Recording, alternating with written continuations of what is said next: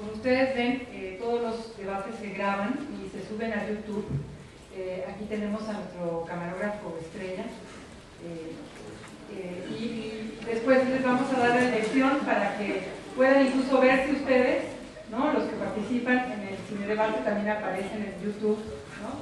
YouTube user cinedebatejurídico.com. No, cine.com. Cinedebate jurídico nada más secas, así que ya lo saben. Voy a dar la presentación de la doctora Anselma Vicente. Ella es doctora, bueno, hizo su licenciatura, su maestría y su doctorado en esta universidad y en esta facultad de Derecho. Ha ejercido la actividad profesional como litigante y además ha trabajado en bancos, por ejemplo en el Banco Nacional Pesquero, abogada también de la Comisión Federal de Electricidad, y entre su vasta actividad académica se ha desempeñado como profesora de las materias práctica forense de Derecho Privado y en el Seminario Metodológico de Investigación Jurídica de la Escuela de Derecho de la Universidad de La Salle. Actualmente imparte la teoría general del proceso en la Facultad de Derecho y es asesora además de Universidad Abierta, de Educación a Distancia, asesora además de la materia Medios Alternativos de Solución de Controversia y ha presentado ponencias en diversos congresos. Actualmente se dedica al libre ejercicio de la profesión. Además, ella nos va a presentar al otro profesor, que está, el distinguido profesor que está aquí con nosotros de Derecho Romano, y le vamos a dar el uso de la palabra a la doctora Anselma Vicente para que nos diga además lo importante, por qué eligió esta película y cuál es la importancia de esta película. Muchas gracias. Buenas tardes, compañeros. Pues bien, efectivamente, esta película que vamos a proyectar ahora es de particular interés, no solo en la época en que se desarrolla, sino hoy día verán que tiene gran cantidad de figuras jurídicas, pero más de derecho romano. Nosotros, en nuestra materia de teoría general del proceso, hemos comentado ya, los compañeros que aquí se encuentran, que son del semestre, del tercer semestre, hemos comentado algunos pormenores de esta película, pero justo es decir que es más para el derecho romano. Por eso me permito presentar al licenciado Carlos Vieira Sedano, que ya es de todos conocido, veo aquí sus alumnos. Él es egresado de esta Facultad de Derecho, en donde obtuvo el título de licenciado en Derecho con mención honorífica y se ha desempeñado como profesor de la asignatura de Derecho Romano 1 y 2 y es profesor por oposición. Dentro de sus actividades en el orden académico destaca ser director del Foro Cultural Coyoacanense, también coordinador académico del Instituto Técnico de Formación Policial del Gobierno del Distrito Federal, director de la Escuela de Derecho del Centro Universitario México, Asociación Civil. También ha sido director de la Escuela de Derecho de la Universidad ISEC durante el año 1999 y fue jefe de la División de Universidad Abierta y Educación a Distancia en esta Facultad de Derecho. Además, ha prestado sus servicios como abogado especialista en la Secretaría de Hacienda y Crédito Público, en la Dirección General de Gobierno del Distrito Federal, la entonces Secretaría de Desarrollo Urbano y Ecología, en el Tribunal Electoral del Distrito Federal y otras instituciones públicas. Actualmente ocupa el cargo de director de ejecuciones en el Tribunal Superior Agrario, en el que anteriormente se desempeñó como director de quejas y responsabilidades del órgano interno de control. Bien, les decía que esta película, la doctora Karina les ha dicho, y yo también les reitero, que se editó la película. Se editó por una razón, porque es muy amplia, es muy hermosa si la viéramos toda, pero pues en estos tiempos realmente el proceso de Jesucristo ha sido ya muy discutido, ya muy analizado, ya muy tratado, y bueno, entonces pues respetando el principio de la laicidad, pues tampoco le vamos a poner nada de religión. Y les vamos a entregar unas hojas que contienen, conforme se fue editando, fui poniendo algunos pasajes. Estos pasajes son anotados así de manera coloquial para distinguir el episodio de qué se trata. Y ya en este apartado, en este apartado ustedes podrán anotar identificando la figura del derecho romano que encuentren, o bien alguna escena que se refiera a la defensa de los derechos humanos, o bien alguna otra figura referida a nuestro derecho actual. Entonces se las vamos a entregar, a distribuir, para que hagan sus anotaciones. Bien, pues la temática que seguiremos en esta proyección es con esta instrucción que va por escrito. Vamos a ver la proyección y luego identificamos las figuras, y eso que sea a manera de apuntamiento para sus apuntes, pues para su trabajo, y que ahí identifiquen esa figura del derecho romano o la figura del derecho procesal. Y bien, terminando la película ya va a estar bien identificado, y entonces ya abriremos un debate con esta pregunta detonante que ya la anotábamos. ¿Realmente aquí observamos derechos humanos? ¿Realmente los derechos humanos existen desde antes de Cristo? ¿El proceso con garantías, el debido proceso se ha seguido desde el derecho romano? ¿Las bases las tenemos ahí? ¿O ejemplo de qué será? Bien. Les quiero pedir un enorme favor. Tengo la idea siempre de repartir las palomitas a los primeros que llegan, pero me han querido suprimir esa posibilidad porque hay veces que no tenemos el cuidado de recoger las bolsas y de no tener limpieza. Les voy a suplicar, por favor, que no haya una sola palomita en el suelo, ¿sí? Que todas se las coman para que queden en su estómago, si me hacen favor, ¿sí? Y que no tengamos ningún problema con servicios escolares. Bueno, pues, profesor, ¿quiere hacer uso de la palabra? Vamos a darle uso de la palabra. Hola mis amigos, muy buenas tardes a todos. Verdaderamente es un banquete, un privilegio, el que todos ustedes tengan tanto interés en participar en una actividad didáctica tan especial como es un cine debate. Para un servidor verdaderamente es un halago. Por el otro lado, es una honra para mí estar aquí con la maestra Gómez Frode y la maestra para platicar un poco sobre estos temas. Creo que lo que debemos hacer antes de iniciar la vista de esta película es tratar de ubicarnos un poco en la época. Esta época en la que se desarrolla esta trama, bueno, fue filmada en el año 1959, ganadora de 11 Oscars. Esto ha sido, creo que, un hito. Fue la primera película que obtuvo tantos Oscars en un solo evento. Ganó premios Globo de Oro. Pero lo más trascendente es la idea con la que el autor de la novela, un general norteamericano de la Guerra de Secesión, general Lewis Wallace, él aparentemente llegó a una conversión al cristianismo después de haberse considerado siempre como agnóstico, y desarrolla esta trama pensando en cómo pudiera haber sido la vida en Judea y en Roma en paralelo en el momento del sacrificio de Jesús de Nazaret.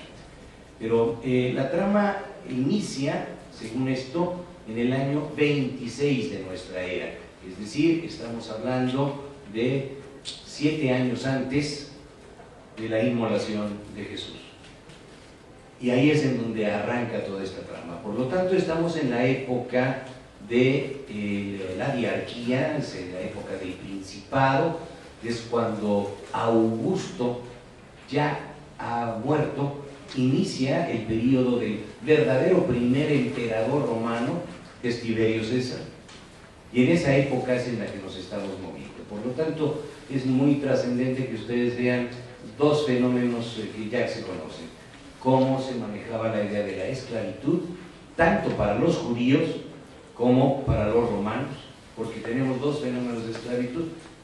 Finalmente, la chacha-chicha de la película Gacha, la heroína, la niña romántica, era una esclava de Judá Ben-Hur. También Ben-Hur se convierte en esclavo por un delito que además no necesitaba juzgamiento.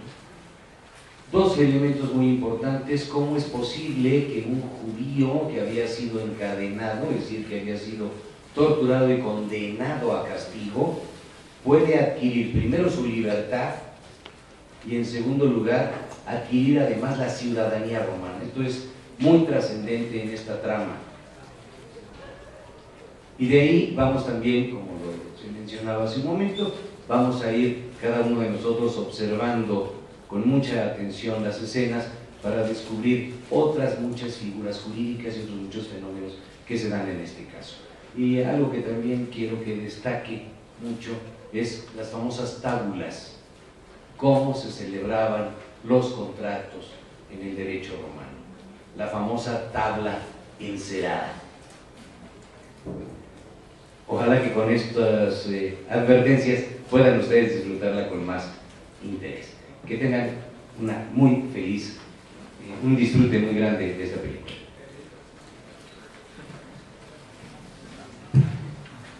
Gracias. Entonces, ahora que los técnicos y los profesionales del audio y del video y demás nos digan que está lista la película, ¿verdad? ¿Sí? En lo que nos digan ya, ¿sí? Vamos viendo nuestra hoja de escenas. Ahí primero vamos a identificar la jerarquía, los mandos, dos mandos, el mando militar, el mando político, ¿verdad? Tenemos la figura del jefe del ejército y también vicegobernador. Después vamos a ver en una escena donde los amigos se encuentran nuevamente. Ahí encontramos la mención de los dioses griegos y los dioses romanos, cada uno desde ese momento, incluso ahí que eran ellos amigos. Ahí se ve como uno se dirigía al dios de los griegos y el otro al dios de los romanos. Destaca el asta con el que miden sus fuerzas, centrándolo en unas barras, en unas vigas o viguetas enormes, en donde ellos miden su fuerza y también miden su poder.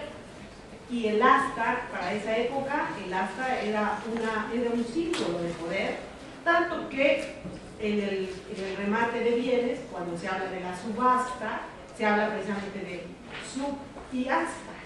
Es decir, se lanza el asta hasta donde dé el asta, hasta ahí es el poder, el poderío, o hasta allí llega el bien rematado. Ese es un antecedente y el símbolo de poderío de esa época.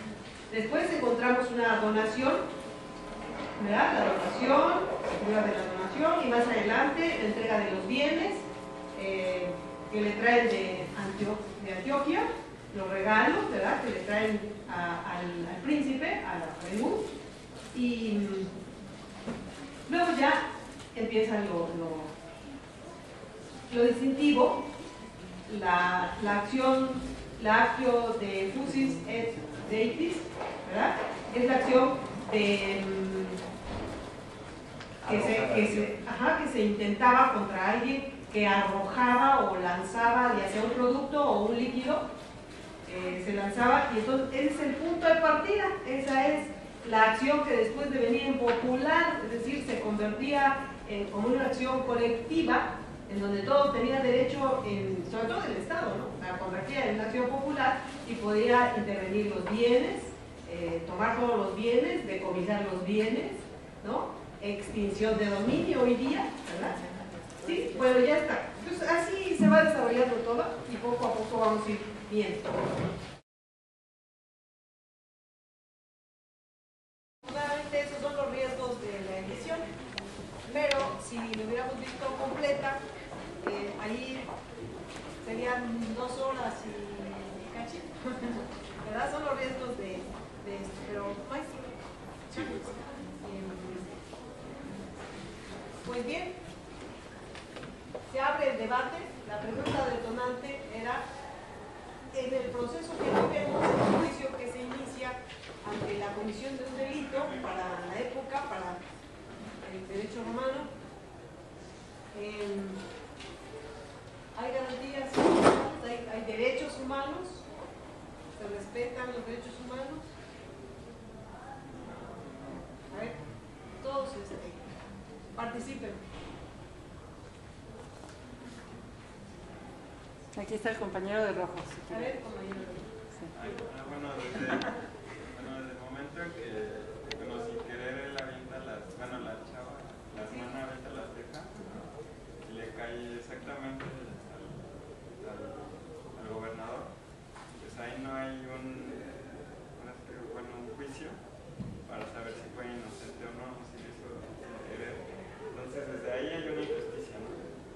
También por rencor de rivalidades, pues ahí no se tomó en cuenta el juicio, sino nada más la rivalidad que había. Entonces, bueno, es injusticia más que nada, por eso no. La injusticia en derechos humanos, pues no. Desde ahí, bueno, es una situación. Es una violación fundamental el hecho de que sin juicio previo se haya dictado una condena, porque no hubo la oportunidad de haber sido oído y vencido en juicio, y eso era fundamental para el derecho romano. Pues ahí de hecho sí hay una arbitrariedad. Adelante.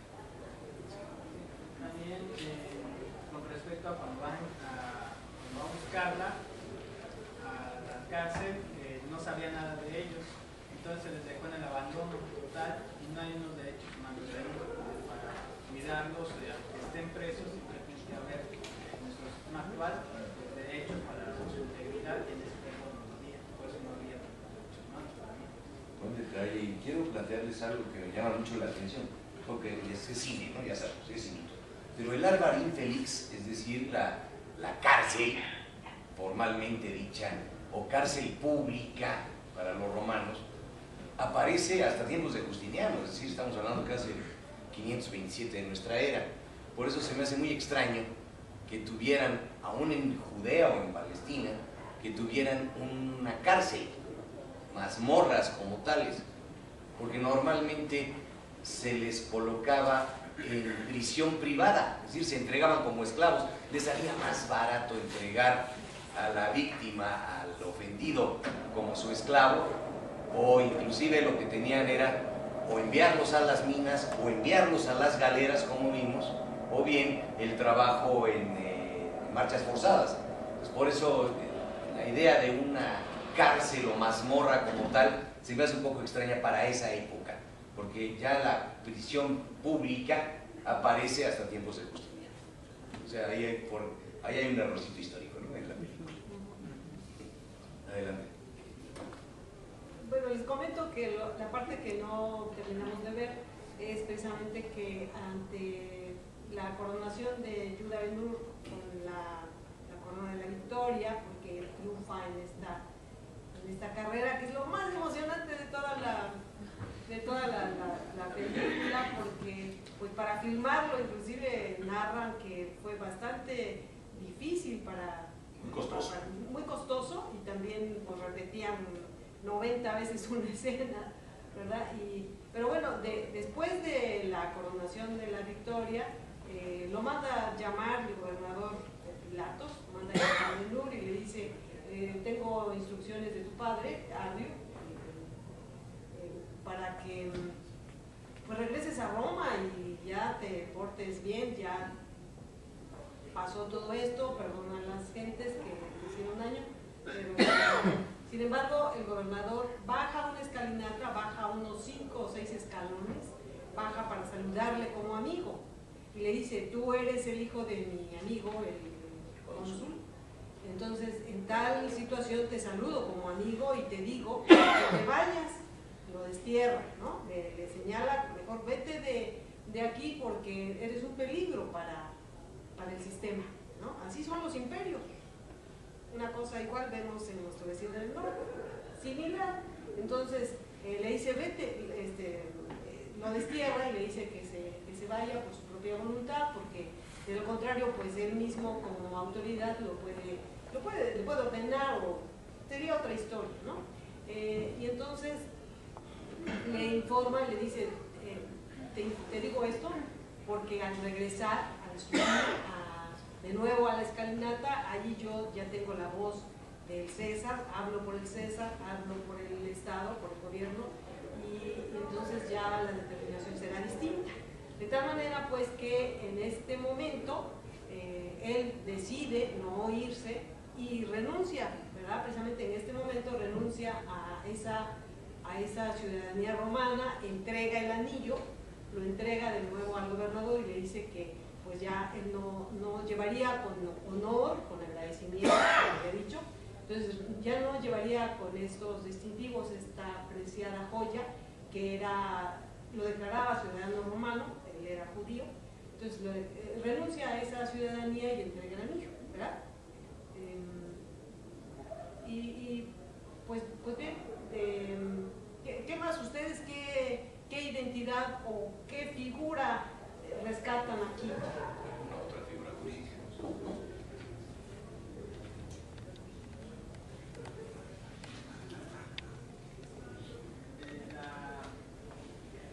En adoptar la adopción de el esclavo a parte.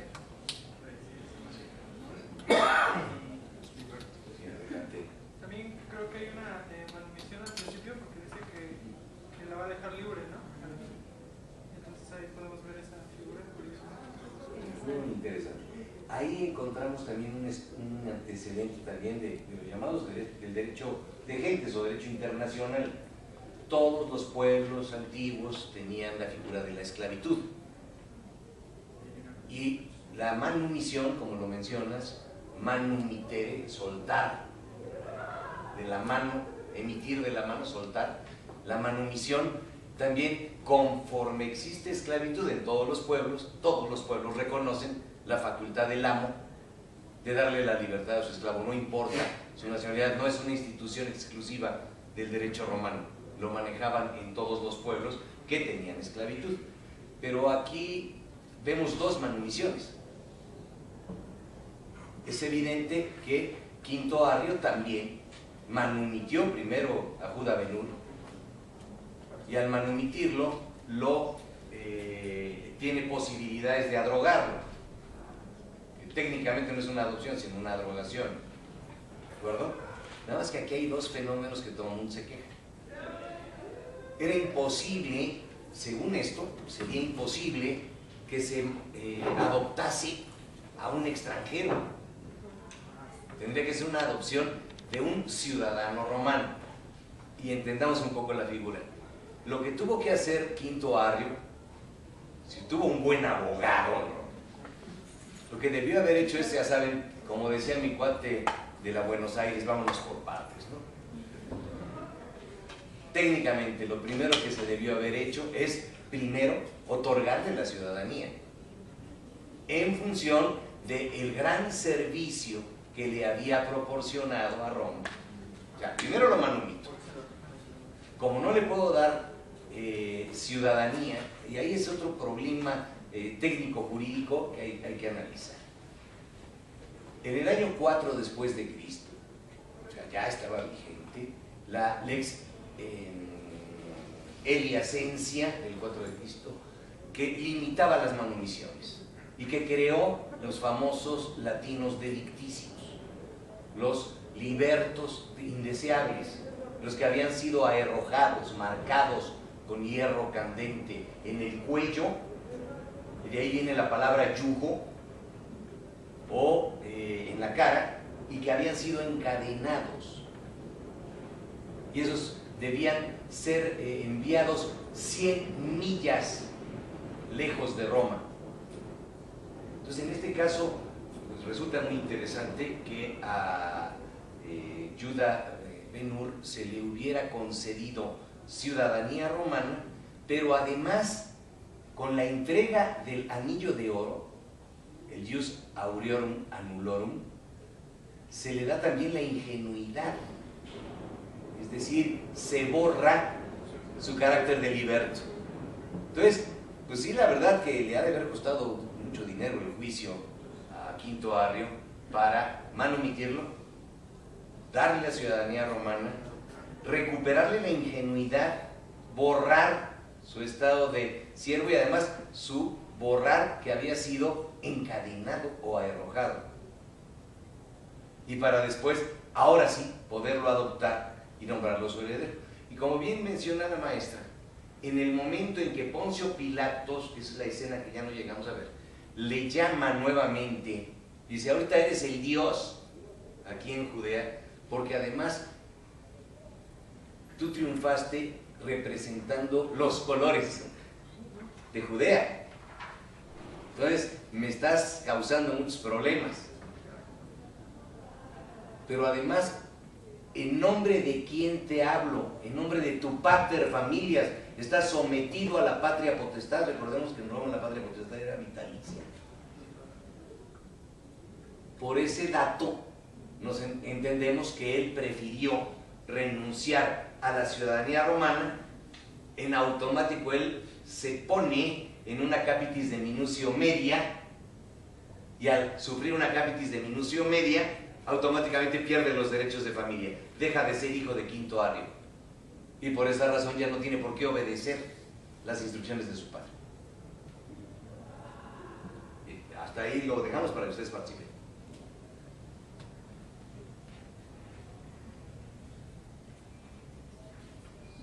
El convenio, el contrato, la apuesta. A ver, comenten ese tema. Es que es un tema que, bueno, los alumnos presentes son del curso de Romano I, que es el que está ahorita en el curso, pero lo que ocurre es que sí, los contratos los vemos en Romano II, pero bueno, los alumnos que ya son de otros semestres deberán recordar aquella diferencia entre el quirógrafo y el síngrafo. El contrato quirografario y el contrato singrafario. Perdón, la hojita que les di, ahí pueden hacer sus anotaciones, sus acordeones para el examen final. Pero miren, ahí en la parte donde está la apuesta precisamente, en donde llega el árabe, aquí está pues un extranjero que pacta, celebra un contrato con un romano, y pues ahí las risitas y la burla de lo que vale un romano y un árabe, o un judío y un romano. Entonces, esa celebración de contrato, yo ahí la veo como un convenio, pero además el antecedente, el precedente que tenemos de que en el Medio Oriente con los árabes, ahí nacen los títulos de crédito, ahí nace la palabra de los contratantes y el compromiso. Es decir, al celebrar, al establecer la apuesta de 4-1, a la base de 1000 talentos, entonces se están dando las bases y se está señalando exactamente cuál es la cantidad que se apuesta y es lo que debería pagar después, ¿no? Y bueno, y ellos, los árabes, con su lápiz, ¿verdad? Para firmar y para sellar en la tablilla de cera, y los romanos con su sello, ¿no? Entonces le da muy modestamente el lápiz para que firme, y él, pues, como quien era, ¿verdad? Como la personalidad de Mesala, pues muy activo y pues, plasma su sello, ¿verdad? No necesitó el lápiz. Pero allí está el documento, ese es el título de crédito. Se establecen las partes, quienes contratan, a qué se comprometen, la cantidad que deben, y al final, pues habrá que ser ejecutado, ¿no? Así es. Pero por los herederos, porque me sale mucho. Que también había que haber algunas situaciones también sucesorias. Vemos cómo por efectos de esta atrocación que se celebró, Judá Ben-Hur se convierte en heredero de Quinto Arrio. También vemos, bueno, algunos fenómenos sucesorios, porque también lo menciona Judá Ben-Hur, que él heredó a su esclavo, que fue su administrador, el padre de Raquel, en fin. ¿Qué pasó? De hecho, por eso dije adoptante, porque primero no lo vi como un ciudadano, ya que el advocatio tengo entendido que es de un ciudadano libre de juris a ser Sí, ahora, primero, ¿qué son los talentos que tú has mencionado? La moneda de oro serían los haces, lo que ahora conocemos como haces. ¿Sí? De los más afortunados de Roma tenían una fortuna de 100.000 haces. Eran la primera clase. Entonces, calculemos por ahí, por favor, que una fortuna de 1.000 talentos era pues casi que la centésima parte del patrimonio toda la vida de un ciudadano. ¿Acaudala? ¿No? Sí, muy acaudala. Sí. Que también, no sé si se acuerda que nos dijo que para que no fuera un simple liberto, que luego podía caer en la esclavitud, se hizo solemne que se quitara la esclavitud por medio de una varilla. Sí, la festuca o vindicta. Es que la festuca o vindicta es la simplificación del asta. Como bien nos mencionaba la maestra, todos los pueblos antiguos, y si lo observamos también en la película, se ve a los patriarcas judíos con su bordón, su báculo. Y todos los pueblos antiguos tenían ese símbolo de señorío, bastón. Los romanos, que eran guerreros, usaban la lanza, el asta. La fuerza más grande del ejército romano eran los astati, los lanceros, o venablos. Y por eso uno de los retos que se usaban como jóvenes entre Mesala y Yudaven era precisamente un reto con jabalina, con lanza, con asta.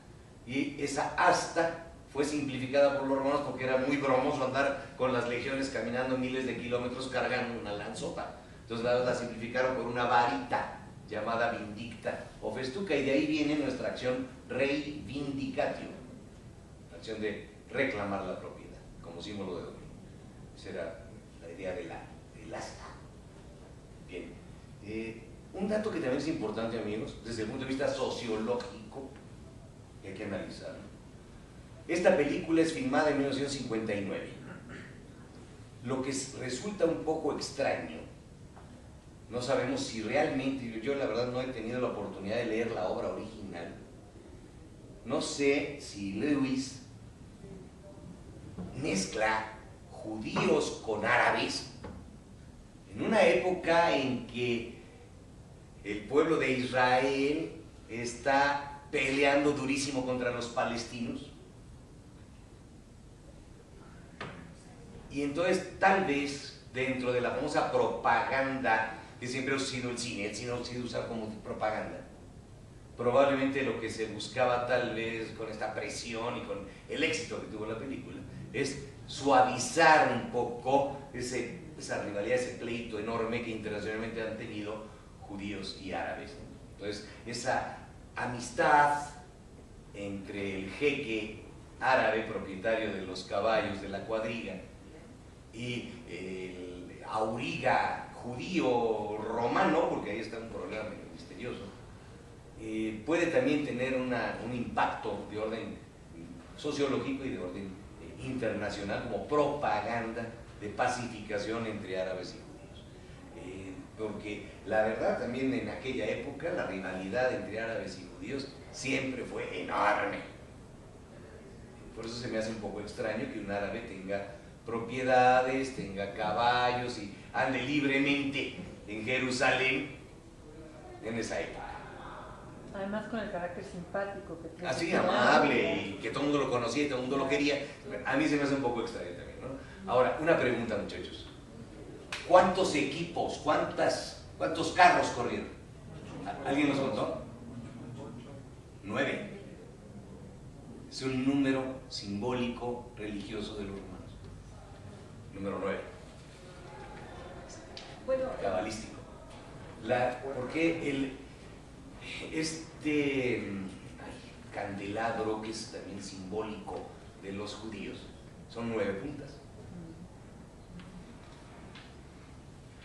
Tenía su simbolismo. 9 carros. Por eso, como bien decía la maestra, fue un problema filmarlo. Porque si contamos cuántos cayeron, cuántos se rompieron, En algunas escenas volvemos a ver los mismos 9 carros, después de que ya se habían... O sea, hay que ser observadores y críticos cuando vayan al cine. No sé si yo lo estuve observando muy seriamente, porque hay ocasiones en que en las películas de época vemos a algún actor con un relojote puesto en la muñeca. Pero bueno, perdón, sí, adelante. Yo tengo una duda acerca de en la carrera. Bueno, había en esa época como cosas así de honor y de ese tipo. Entonces, o sea, bueno, es algo ya no tan serio, pero estaba permitido, por decir, hay una ventaja de uno de ellos porque traen sus llantas. Una cosa con la que... No sé si escuchaste en el momento en el que el jeque árabe pretende convencer a Ben-Hur de que conduzca su carro.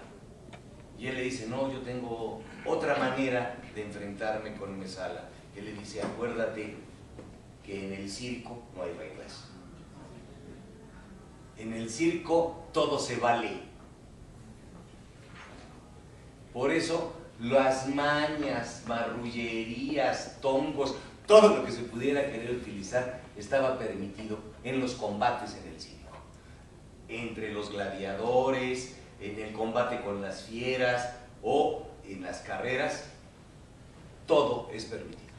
Los que salían también a recoger las carretas que se habían destruido por los heridos eran también esclavos como en activo. Desde luego. Pique, por decir, cuando salen los guardias, también, como la protección que tenían para que no se ya voy a regresar. Sí, desde luego. Lo que pasa es que o eran empleados, pero seguramente eran también esclavos, evidentemente. ¿Algún otro tema? Una cuestión que no es muy clara, pero muy siguiendo la corriente de los derechos humanos. El padre de Esther, o sea, Simónides, el mayordomo de Judas, ¿no? Tiene el resabio de la tortura, porque él estuvo encarcelado y estuvo pues sujeto igualmente a investigación, porque vamos a ver si realmente cometió el delito o no. Entonces estuvo ahí encerrado y el resabio de la tortura es que ya no tenía piernas. El otro, un hombre robusto, un hombre grande, alto, robusto, es un gigante, que no se ve mucho, ese no tenía lengua, pero igualmente estuvieron juntos en ese trance por esos días, y es el resabio de la tortura. Y entonces se compaginaban, ¿no? Porque el señor, el robusto, pues lo cargaba, porque no podía caminar. Ese es un resabio de la tortura, de lo que es la vulnerabilidad de los derechos humanos, lo que puede dar un proceso de este tipo. Ahora, también podemos ver, hoy se puede hacer, es de que aquel que tenga el poder económico se va a tratar mejor de aquel que no lo tenga. Vemos también en las cárceles el que esté preso pero que tenga un poder político o económico, se le va a tratar mejor que aquel que sea Juan Pérez. Entonces, eso yo lo veo si se sigue manifestando hoy en día. Pero ahí estás hablando de algo negativo o algo irregular, que es la corrupción. Porque se supone que debe haber un trato igualitario entre las personas que están compurgando una pena, sin privilegios y tampoco obviamente sin penas adicionales. Es tratar de buscar una idea igualitaria. El problema pues, es la corrupción. Ahí se toca bueno, la esclava se iba a casar, pero no se supone que en el matrimonio, el padre no podía imponer un matrimonio, y ahí era el papá de esta mujer la que estaba imponiendo que se tenía que casar con otro señor. Bueno, aquí recordemos una cosa. Ella no era romana. No era romana. Ella era judía y además no era libre. De hecho, ella no iba a celebrar un matrimonio jurídico. Dentro de los judíos el matrimonio es solamente religioso. Por esa razón tenía la posibilidad su padre de imponérselo. Si ella hubiese sido romana, evidentemente, y fuese libre, evidentemente que el padre no tendría ninguna posibilidad de imponerle un matrimonio que ella no quisiera. Pero por lo que vemos, ella sí estaba conforme en contraer el matrimonio. Si tú quieres por complacer a su padre, pero ella estaba conforme, ella no, por lo menos no se decía que no quisiera. Pero ahí hay que tomar el detalle que ella no era romana. ¿Sí? Por eso. Pero sí había ciertas irregularidades en cuanto a la influencia del pater, ¿no? Porque, bueno, creo que hasta que llegó la legislación caducaria, eso se pudo regular de una mejor manera, ¿no? En el libro leí que antes de eso, pues esto de que el pater se inmiscuyera en eso, en la decisión, en no tener los suficientes como elementos para negarse o para hacerlo, cambiaron hasta la legislación caducaria, ¿no? No, pero bueno, es que esa es la parte negativa. ¿Qué hubiera ocurrido si ella quisiera casarse a fuerzas y el padre se negara a dar su consentimiento? Esa es otra cosa.